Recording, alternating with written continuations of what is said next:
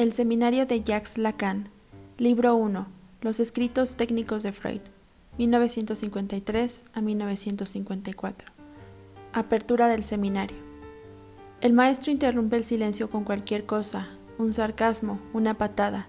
Así procede en la técnica Zen el maestro budista en la búsqueda del sentido. A los alumnos les toca buscar la respuesta a sus propias preguntas. El maestro no enseña ex cátedra una ciencia ya constituida. Da la respuesta cuando los alumnos están a punto de encontrarla. Esta enseñanza es un rechazo de todo sistema. Descubre un pensamiento en movimiento, que, sin embargo, se presta al sistema, ya que necesariamente presta una faz dogmática. El pensamiento de Freud está abierto a revisión. Reducirlo a palabras gastadas es un error. Cada noción posee en él vida propia. Esto precisamente es lo que se llama dialéctica. Algunas de estas nociones fueron en cierto momento, para Freud, indispensables, pues respondían a una pregunta que él había planteado anteriormente, en otros términos. Su valor solo se capta cuando se las resitúa en su contexto. Pero no basta hacer historia del pensamiento y decir que Freud surgió en un siglo de cientificismo. En efecto, con la interpretación de los sueños es reintroducido algo de esencia diferente, de densidad psicológica concreta, a saber, el sentido. Desde el punto de vista cientificista, Freud pareció entonces coincidir con el más arcaico pensar. Leer algo en los sueños, retorno luego a la explicación causal, pero cuando se interpreta un sueño estamos siempre de lleno en el sentido. Es la subjetividad del sujeto, sus deseos, su relación con su medio, con nosotros, con la vida misma, lo aquí cuestionado. Nuestra tarea aquí es reintroducir el registro del sentido, registro este que debe ser reintegrado a su nivel propio. Brooke, Ludwig, Helmholtz habían constituido una especie de pacto de fe. Todo se reduce a fuerzas físicas, las de atracción y las de repulsión. Cuando se eligen estas premisas no hay razón alguna para abandonarlas. Si Freud las abandonó fue por haber confiado en otras. Osó atribuir importancia a lo que se ocurría a él, a las antinomias de su infancia, a sus trastornos neuróticos, a sus sueños. Por ello, es Freud, para todos nosotros, un hombre situado como todos en medio de todas las contingencias, la muerte, la mujer, el padre. Esto constituye un retorno a las fuentes que apenas merece el título de ciencia. Con el psicoanálisis sucede como con el arte del buen cocinero que sabe cómo trinchar el animal, cómo separar la articulación con la menor resistencia. Se sabe que existe para cada estructura un modo de conceptualización que le es propio. Más como se entra así en el sendero de las complicaciones, hay quienes se atienen a la noción monista de una deducción del mundo. Así uno se extravía. Es preciso entender que no disecamos con un cuchillo, sino con conceptos. Los conceptos poseen su orden original de realidad. No surgen de la experiencia humana, si así fuera estarían bien construidos. Las primeras denominaciones surgen de las palabras mismas, son instrumentos para delinear las cosas. Toda ciencia, entonces, permanece largo tiempo en la oscuridad, enredada en el lenguaje. En primer lugar, existe un lenguaje ya acabado del que nos servimos cual si fuese una mala herramienta. De vez en cuando se producen vuelcos de flojisto al oxígeno, por ejemplo, pues Lavoisier contribuye a la vez con el flojisto y con el concepto correcto, el oxígeno. La raíz de la dificultad estriba en que no solo pueden introducirse símbolos, matemáticos u otros, gracias al lenguaje cotidiano, pues es preciso explicar cómo se los va a utilizar. Estamos pues en cierto nivel de intercambio humano, en este caso en el nivel del terapeuta. Freud está ahí a pesar de su denegación. Pero, como lo mostró Jones, se impuso desde el inicio la ascesis de no caer en el dominio especulativo al que su naturaleza le inclinaba. Se sometió a la disciplina de los hechos, al laboratorio, se alejó del mal lenguaje. Consideremos ahora la noción del sujeto. Cuando se introduce el sí mismo. El hombre que les habla es un hombre como los demás, hace uso del mal lenguaje. El sí mismo está entonces cuestionado. Así Freud sabe desde el comienzo que solo si se analiza progresará en el análisis de los neuróticos.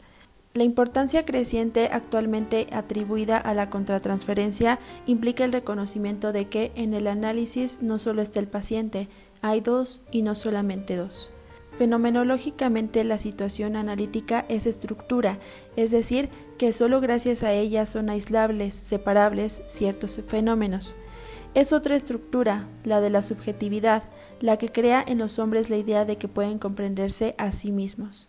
Ser neurótico puede ser útil para llegar a ser un buen psicoanalista, y al comienzo esto le sirvió a Freud. Producimos sentido, contrasentido, sin sentido como Monsieur Jourdan, su prosa. Aún hacía falta encontrar ahí los lineamientos de la estructura.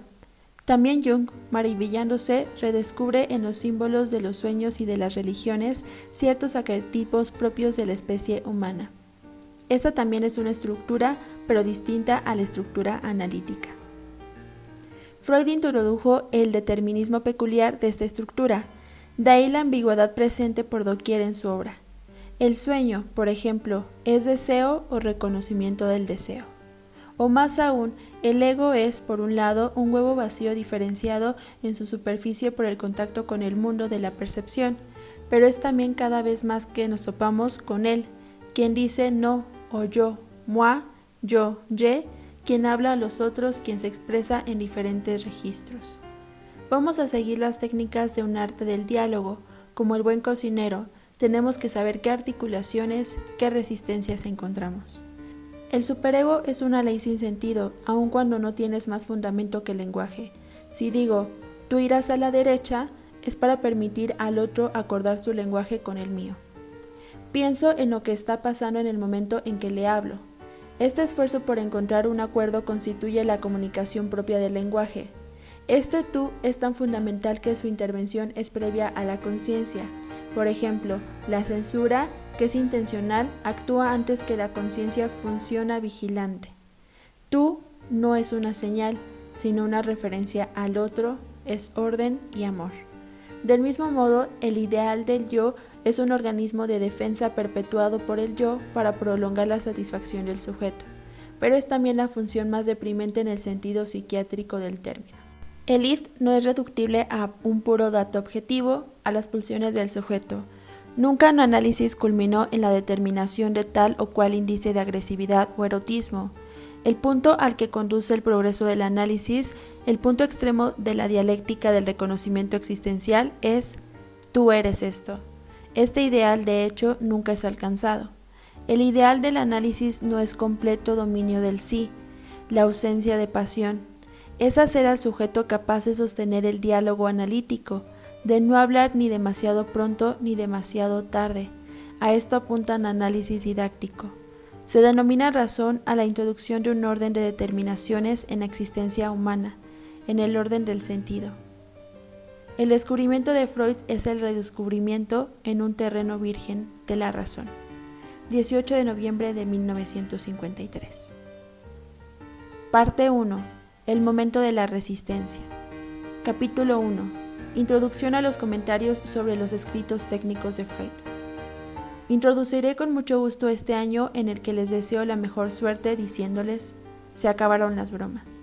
Durante el último trimestre solo han tenido que escucharme. Les anuncio solemnemente que en este trimestre que comienza, cuento con, espero, me atrevo a esperar que también yo los escucharé un poco. Es la ley misma y la tradición del seminario que quienes participan en él aporten algo más que un esfuerzo personal, una colaboración a través de comunicaciones efectivas.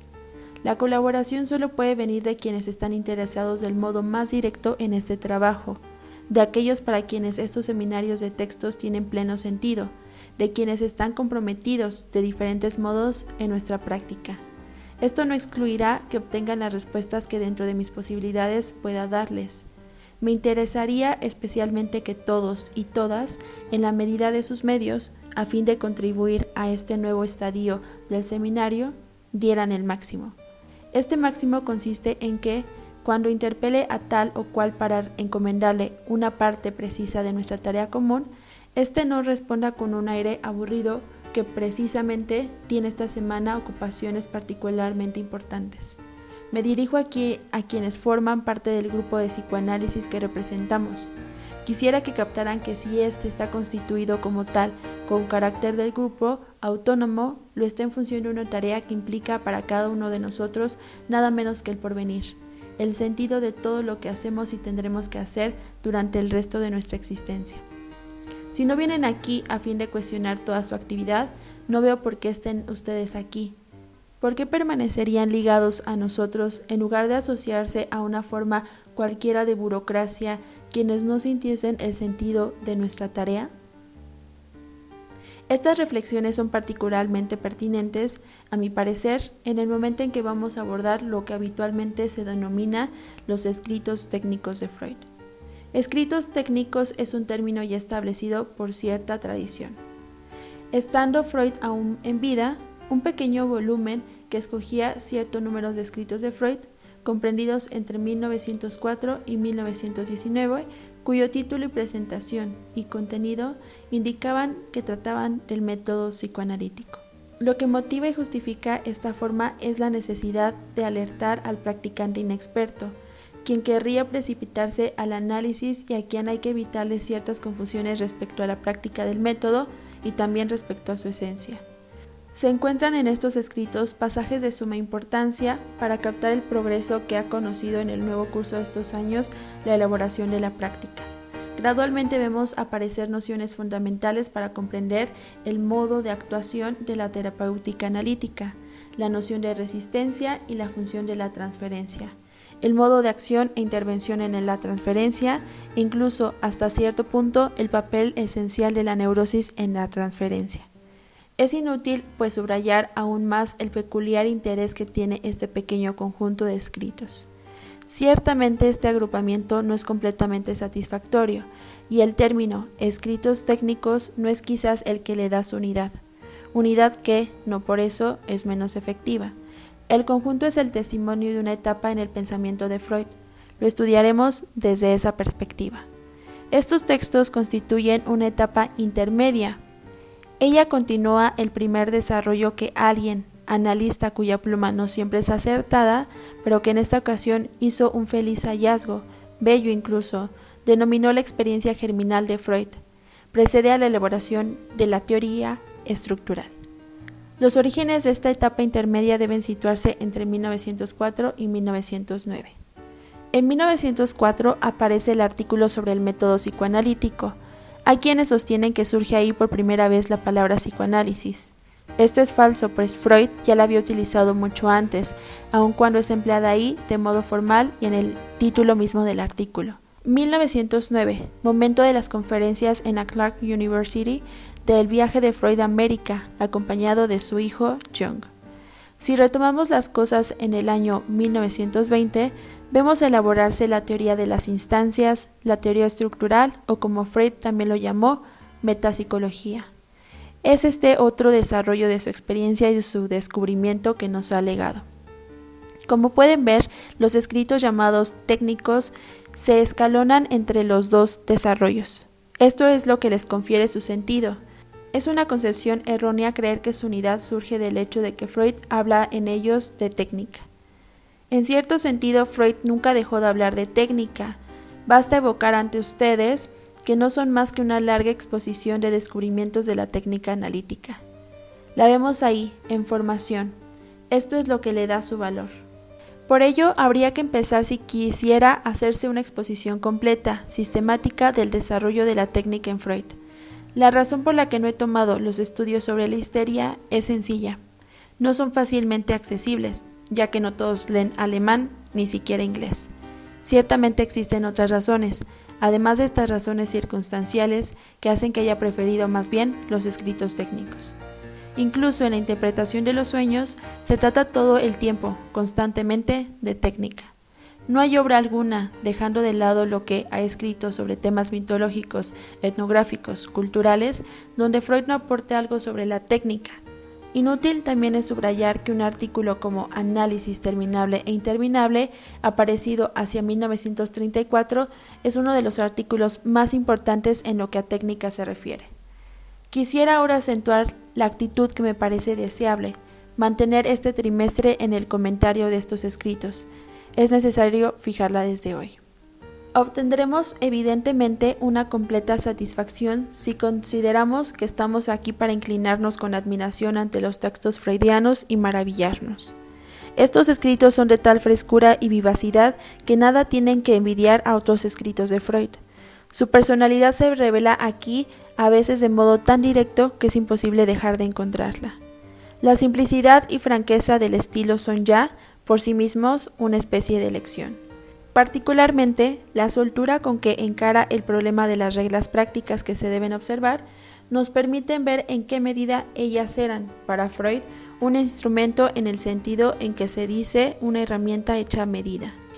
En suma, dice, está hecha la medida de mi mano, y es así como yo suelo agarrarla.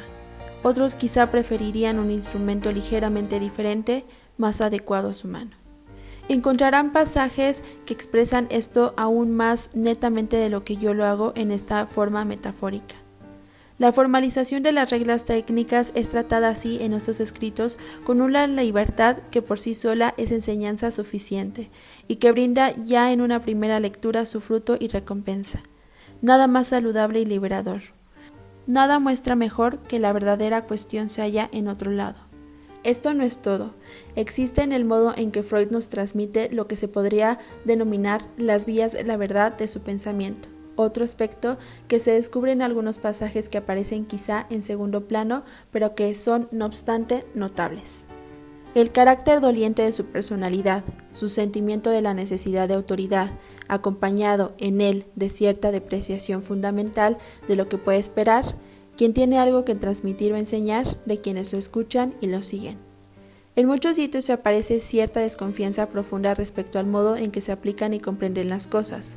Creo incluso, ustedes lo verán, que se encuentran en él una depreciación muy particular de la materia humana que le ofrece un mundo contemporáneo. Esto, seguramente, es lo que nos permite vislumbrar por qué Freud ejerció concretamente el peso de su autoridad para asegurar, así creía él, el porvenir del análisis, exactamente a la inversa de lo que sucede en sus escritos. Respecto a todos los tipos de desviaciones, pues eso eran, que se manifestaron, fue exclusivista e imperativo en el modo en que dejó organizarse a su alrededor la transmisión de su enseñanza. Esto no es sino una aproximación a lo que puede revelársenos en esta lectura, pues sobre el aspecto histórico de la acción y la presencia de Freud, ¿nos limitaremos acaso a este registro? Ciertamente no, aunque más no sea por la razón de que sería asaz inoperante a pesar del interés, el estímulo, el agrado, el esparcimiento que de él podemos esperar. Hasta ahora he enfocado siempre este comentario de Freud en función de la pregunta ¿qué hacemos cuando hacemos análisis? El análisis de estos breves escritos continuará en el mismo estilo. Partirá pues de la actualidad de la técnica, de lo que se dice, se escribe y se practica en relación a la técnica analítica. Ignoro si la mayoría de ustedes, espero que al menos una parte sí, ha tomado conciencia de lo siguiente. Cuando hoy en día, me refiero a 1954, este año tan joven, tan nuevo, observamos cómo los distintos practicantes del análisis piensan, expresan, conciben su técnica, nos decimos que las cosas han llegado a un punto que no es exagerado denominar la confusión más radical. Les informo que, actualmente, entre quienes son analistas y piensan, no hay quizá ni uno que, en el fondo, esté de acuerdo con sus contemporáneos o vecinos respecto a lo que hacen, a lo que apuntan, a lo que obtienen y a lo que está en juego en el análisis. Hasta tal punto es así que podríamos divertirnos jugando a comparar las concepciones más extremas. Veríamos cómo culminan en formulaciones rigurosamente contradictorias. Esto sin siquiera recurrir a los aficionados a las paradojas que, por otra parte, no son tan numerosos. El tema es suficientemente serio como para que los distintos teóricos lo aborden sin ingenio alguno, y así el humor está ausente, en general, de sus elucubraciones sobre los resultados terapéuticos, sus formas, sus procedimientos y las vías por las que se obtienen. Se contentan con aferrarse a la barandilla, al pretir de algún fragmento de la elaboración teórica de Freud. Solo éste le ofrece a cada uno la garantía de estar aún en comunicación con sus compañeros y colegas. Solo gracias al lenguaje freudiano se mantiene un intercambio entre practicantes que tienen concepciones manifiestamente muy diferentes de su acción terapéutica y aún más acerca de la forma de esa relación interhumana que se llama psicoanálisis. Como ven, cuando digo relación interhumana, coloco las cosas en el punto en que hayan llegado a la actualidad. En efecto, elaborar la noción de la relación entre analista y analizado, tal es la vía en la que se comprometieron las doctrinas modernas intentando encontrar una base adecuada a la experiencia concreta. Esta es, ciertamente, la dirección más fecunda desde la muerte de Freud. M. Balint la denomina Two-Body Psychology, expresión que por otra parte no es suya, ya que la tomó del difunto Rickman, una de las pocas personas que, después de la muerte de Freud, ha tenido en los medios analíticos un poco de originalidad teórica. En torno a esta fórmula pueden reagruparse fácilmente todos los estudios sobre la relación de objeto, la importancia de la contratransferencia y cierto número de términos conexos, entre ellos, en primer lugar, el fantasma. La interreacción imaginaria entre analizado y analista es entonces algo que deberemos tener en cuenta. ¿Significa esto que es una vía que nos permite situar correctamente los problemas? En parte sí, en parte no. Es interesante promover una investigación de este tipo, siempre y cuando se acentúe adecuadamente la originalidad de lo que está en juego respecto a la One Body Psychology, la psicología constructiva habitual. Pero, ¿basta afirmar que se trata de una relación entre dos individuos? Podemos percibir aquí el callejón sin salida hacia el cual se ven empujadas actualmente las teorías de la técnica. Por el momento no puedo decirles más, aun cuando quiera, quienes estén familiarizados con este seminario deben, sin duda, comprender que, sin que intervenga un tercer elemento, no existe Two-Body Psychology. Si se toma la palabra tal como se debe, como perspectiva central, la experiencia analítica debe formularse en una relación de tres y no de dos. Esto no quiere decir que no puedan expresarse fragmentos, trozos, pedazos importantes de esta teoría en otro registro. De este modo se captan las dificultades que enfrentan los teóricos. Es fácil comprenderlos. Sí, efectivamente debemos representarnos el fundamento de la relación analítica como triádico. Existen varias maneras de elegir esta tríada en dos elementos. Se puede acentuar una u otra de las tres relaciones duales que se establecen en su interior. Esta será, ya verán, una manera práctica de clasificar cierto número de elaboraciones teóricas que son datos de la técnica. Es posible que todo esto pueda parecerles por el momento un poco abstracto, y para introducirlos en esta discusión quiero intentar decirles algo más concreto. Evocaré rápidamente la experiencia germinal de Freud, de la que hace un instante les hablé, ya que en suma ella fue parte del objeto de nuestras lecciones del último trimestre, enteramente centrado alrededor de la noción de que la reconstitución completa de la historia del sujeto es el elemento esencial, constitutivo, estructural del progreso analítico. Creo haberles demostrado que este es el punto de partida de Freud. Para él siempre se trata de la aprehensión de un caso singular. En ello radica el valor de cada uno de sus 5 grandes psicoanálisis. Los 2 o 3 que ya hemos examinado, elaborado, trabajado juntos los años anteriores lo demuestran.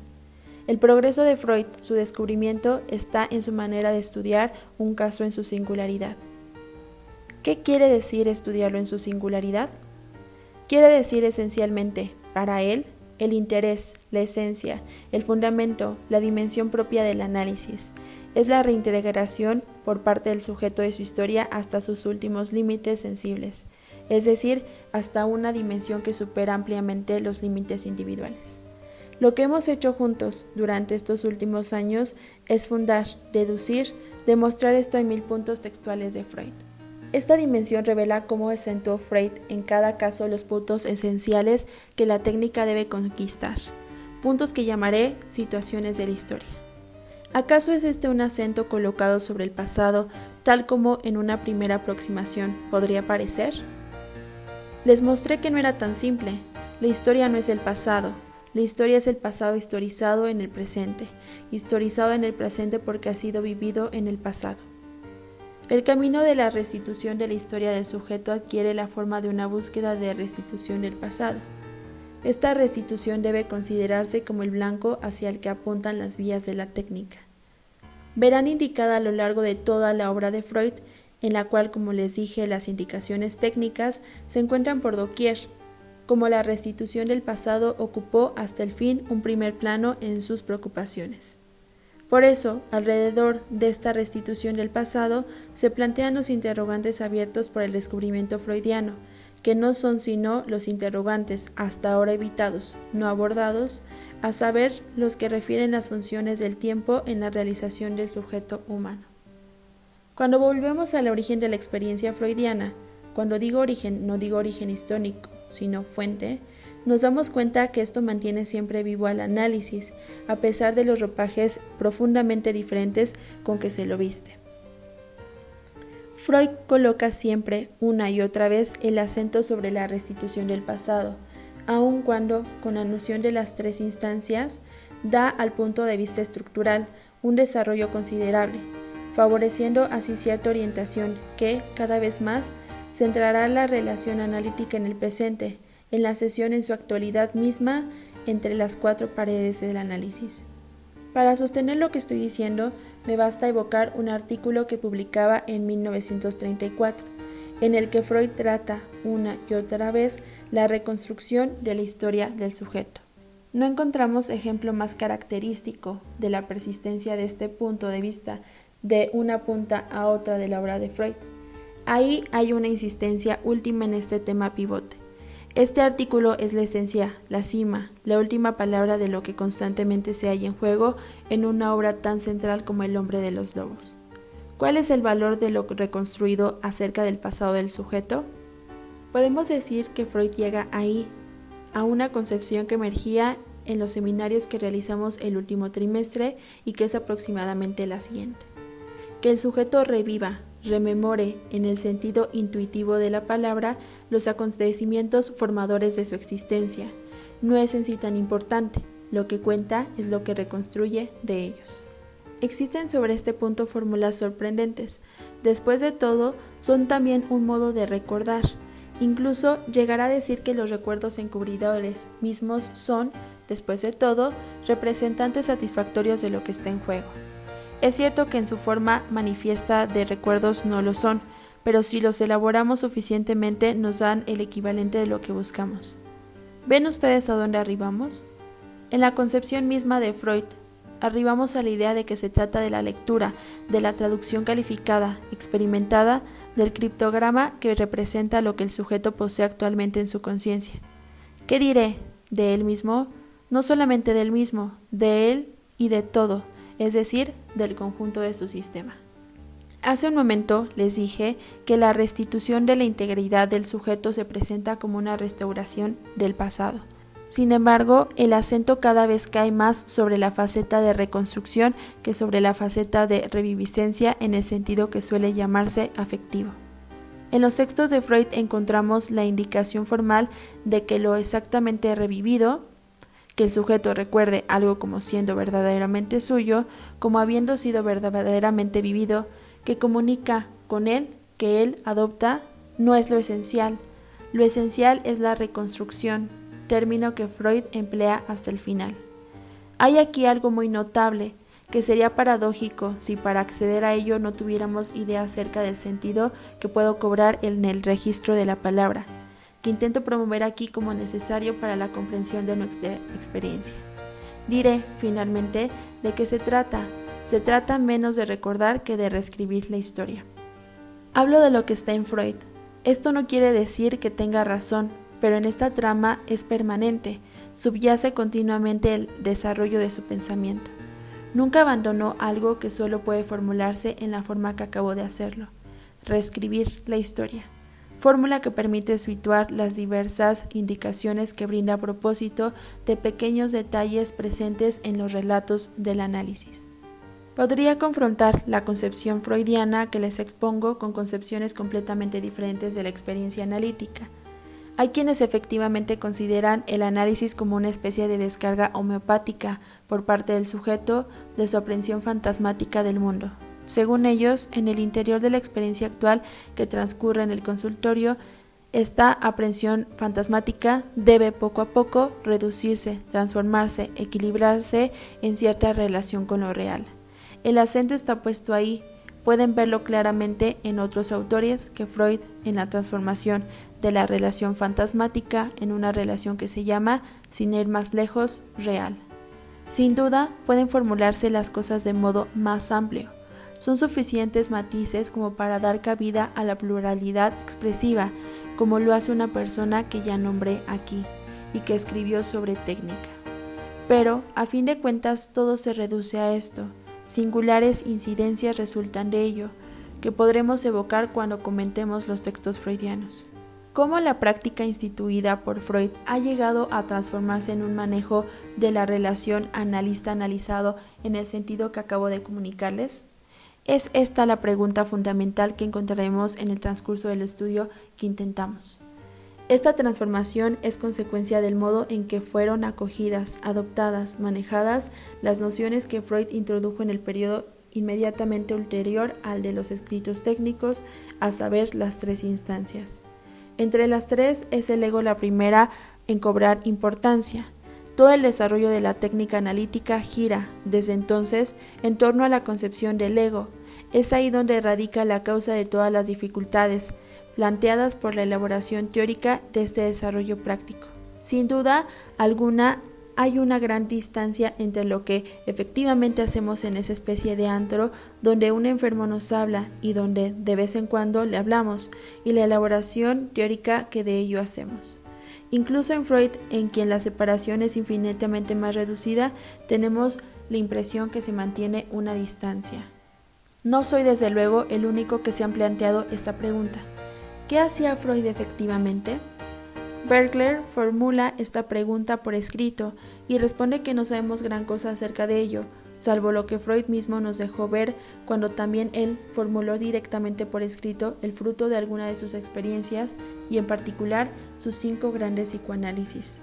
Tenemos ahí la mejor apertura hacia el modo en que Freud actuaba, pero los rasgos de su experiencia no parecen poder reproducirse en su realidad concreta. Por una razón muy sencilla en la cual ya he insistido, la singularidad de la experiencia analítica tratándose de Freud. Fue Freud quien abrió esta vía de la experiencia. Este hecho, por sí solo, le daba una óptica absolutamente particular que su diálogo con el paciente demuestra. Se advierte a cada momento que el paciente no es para él más que algo así como un apoyo, un interrogante, un control si se quiere, en el camino por el que él, Freud, avanza solitario. A ello se debe el drama, en el sentido propio de la palabra, de su búsqueda, el drama que llega en cada caso que nos ha portado hasta el fracaso. Durante toda su vida, Freud continuó por las vías que había abierto en el curso de esta experiencia, alcanzando finalmente algo que se podría llamar una tierra prometida. Pero no puede afirmarse que haya penetrado en ella. Basta leer lo que se puede considerar su testamento, análisis terminable e interminable, para ver que, si de algo tenía conciencia, era justamente de no haber penetrado en la tierra prometida. Este artículo no es una lectura aconsejable para cualquiera que sepa leer, ya que, por poco analista que uno sea, es difícil de asimilar y si uno no lo es, pues entonces le importa un bledo. A quienes están en posición de seguir a Freud se les plantea la pregunta acerca de cómo fueron adoptadas, recomprendidas, repensadas las vías que heredamos. De modo tal que nuestra única alternativa es reunir nuestros aportes bajo la égida de una crítica de la técnica analítica. La técnica no vale, no puede valer sino en la medida en que comprendemos dónde está la cuestión fundamental en el analista que la adopta. Pues bien, señalemos en primer término que escuchamos hablar del ego como si fuera un aliado en el analista, y no solamente un aliado, sino como fuese la única fuente de conocimiento. Suele escribirse que solo conocemos el ego. Anna Freud, Fenichel, casi todos han escrito sobre análisis a partir de 1920. Repiten, no nos dirigimos sino al yo, no tenemos comunicación sino con el yo y todo debe pasar por el yo. Por el contrario, desde otro ángulo, todo el progreso de esta psicología del yo puede resumirse en los términos: el yo está estructurado exactamente como un síntoma. No es más que un síntoma privilegiado en el interior del sujeto. Es el síntoma humano por excelencia. Traducir el yo analítico de esta manera rápida, abreviada, es resumir lo mejor posible los resultados de la pura y simple lectura del libro de Anna Freud, El yo y los mecanismos de defensa. Ustedes no pueden dejar de sorprenderse de que el yo se construye, se sitúa en el conjunto del sujeto, exactamente como un síntoma. Nada lo diferencia. No hay objeción alguna que pueda hacerse a esta demostración, especialmente fulgurante. No menos fulgurante es que las cosas hayan llegado a un punto tal de confusión que el catálogo de los mecanismos de defensa que constituyen el yo resulta una de las listas más heterogéneas que pueden concebirse. La misma Anna Freud lo subraya muy bien. Aproximar la represión a nociones tales como las de inversión del instinto contra su objeto o inversión de sus fines es reunir elementos en nada homogéneos. En el punto en que nos encontramos, tal vez no podamos hacer nada mejor, pero de todos modos podemos destacar la profunda ambigüedad de la concepción de los analistas que hacen del ego.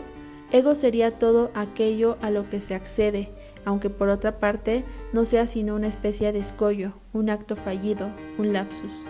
Al comienzo de sus capítulos sobre la interpretación analítica, Fenichel habla del ego como todo el mundo, y siente necesidad de afirmar que desempeña este papel esencial, ser la función mediante el cual el sujeto aprende el sentido de las palabras.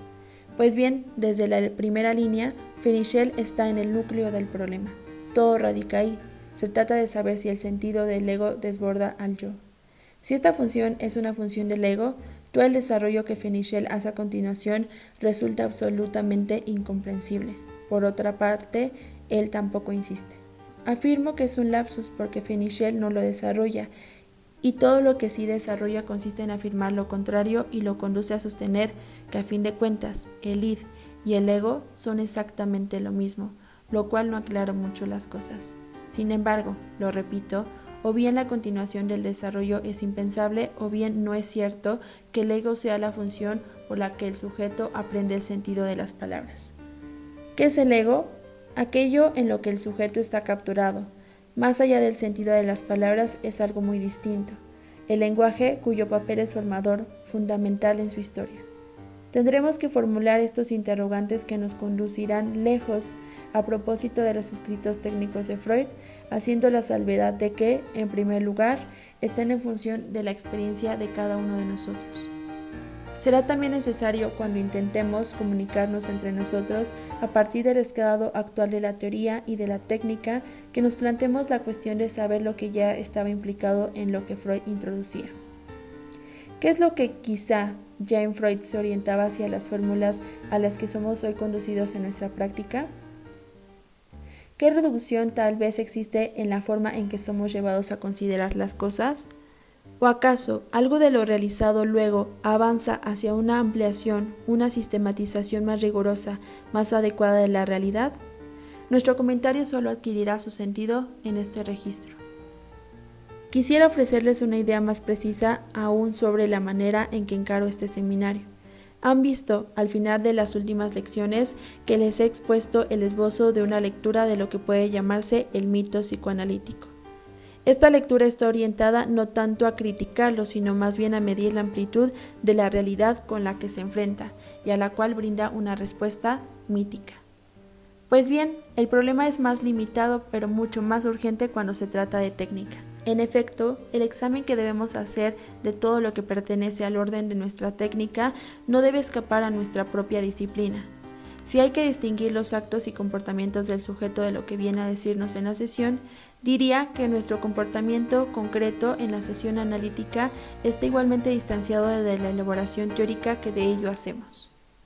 Sin embargo, no es esta sino una primera verdad, que solo adquiere su alcance si se le invierte y quiere decir al mismo tiempo tan próximos. El absurdo fundamental del comportamiento interhumano solo puede comprenderse en función de ese sistema, como acertadamente lo ha denominado Melanie Klein, sin saber, como siempre, lo que decía, llamado yo humano, a saber, esa serie de defensas, negaciones, barreras, inhibiciones, fantasmas fundamentales que orientan y dirigen el sujeto.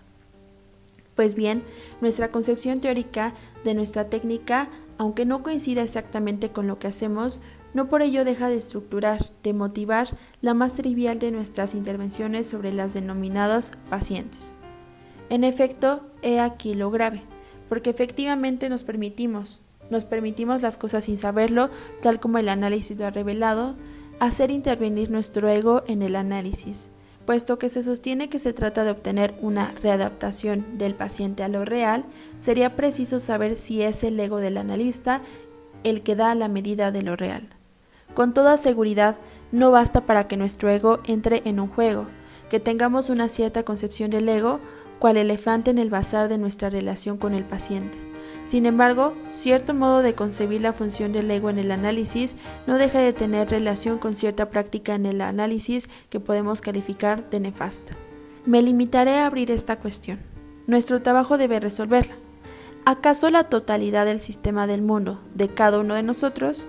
Me refiero a este sistema concreto, que no necesita que lo hayamos formulado para que esté ahí, que no es del orden del inconsciente, pero que actúa sobre nuestro modo cotidiano de expresarnos en la más mínima espontaneidad de nuestro discurso, es algo que efectivamente debe servir, y si no como medida en el análisis.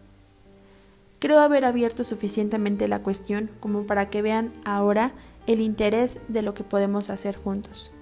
Manoni, ¿quiere usted asociarse a uno de sus compañeros, Ansiu, por ejemplo, para estudiar la noción de resistencia en los escritos de Freud que están a su alcance con el título de Acerca de la técnica psicoanalítica? No descuiden la continuación de las lecciones de la introducción al psicoanálisis. Y si otros dos, Perrier y Granov, por ejemplo, quisieran asociarse para trabajar el mismo tema, ya veremos cómo hemos de proceder. Nos dejaremos guiar por la experiencia misma. 13 de enero de 1954.